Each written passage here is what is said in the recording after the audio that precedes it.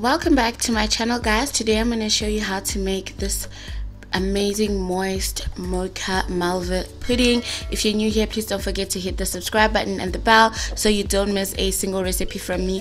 All the measurements will be available in the description box below. I'll show you guys how to make the base and then also how to make the sauce, so stay tuned and watch the video till the end.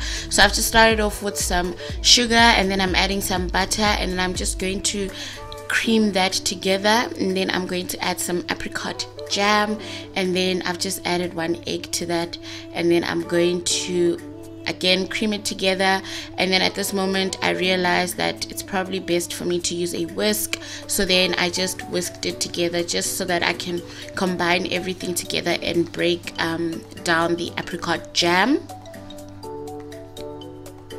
So now that we've done that portion, I'm going to move over to some of the dry ingredients, and then I'm just going to add some of the cake flour in there. We don't actually need a lot of cake flour for this recipe, which is what I love the most. And then next I'm adding some cocoa into the mix. Then I'm going to add some instant coffee. You can add whichever coffee. If you're not a coffee lover, I can promise you now you're not going to pick up the coffee. It just adds more dimension, so I'd recommend that you add the coffee. Then I've just added some bicarbonate of soda, and then I'm just going to sift that in. At the bottom you will end up with some coffee, so you just need to press that in your sieve just to add it a little bit more. Then I've mixed everything together, and this is the consistency of the mixture that I get. Then I'm going to add some evaporated milk to that. I've got a whole tin of evaporated milk. I've measured out a little bit for the cake portion, and the rest I'm going to use for the sauce. And then I've also added some white vinegar.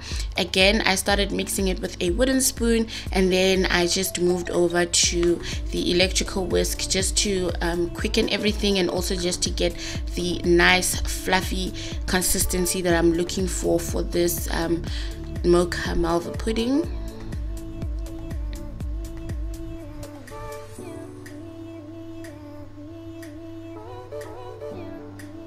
So I've just mixed everything up with the electrical mixer, and you can see the consistency is quite nice and soft, and I can just already imagine the texture of the pudding itself is just going to be melting through our mouths.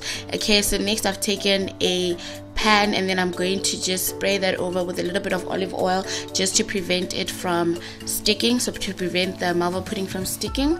And then I'm just going to add the batter inside the mixture, and then I've preheated my oven, and I'm going to bake the Malva pudding for 30 minutes at 180 degrees.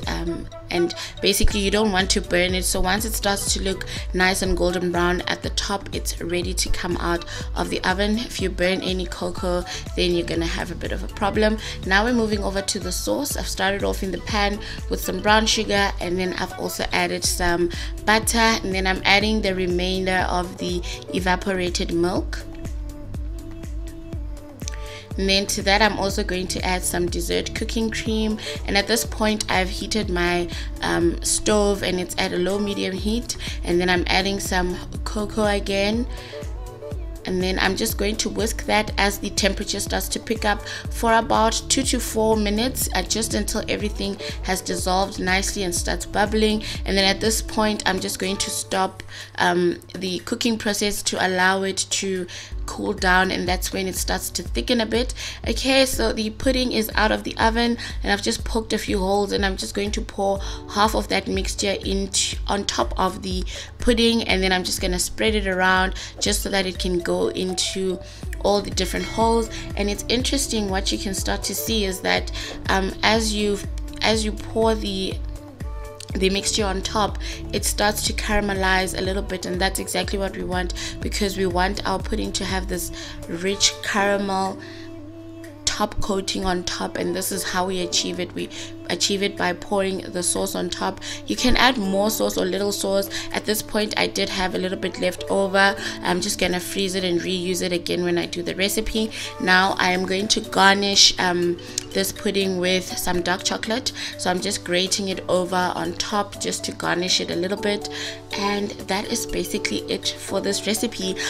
This is an amazing recipe to try out when you're hosting guests, and you can definitely enjoy it with a little bit of strawberries and then also just that nice vanilla ice cream. I'm just also adding some more of the sauce on top just to bring that color variation when I take my thumbnail. And you can also do this for decorative purposes on your pudding as well. I hope that you guys enjoyed this video and you're gonna try this recipe out. Don't forget to share the link to this video to all your other friends so they can also try it out, and hit the subscribe button if you're new here so you don't miss a single recipe from me. I'll see you guys next time. Bye.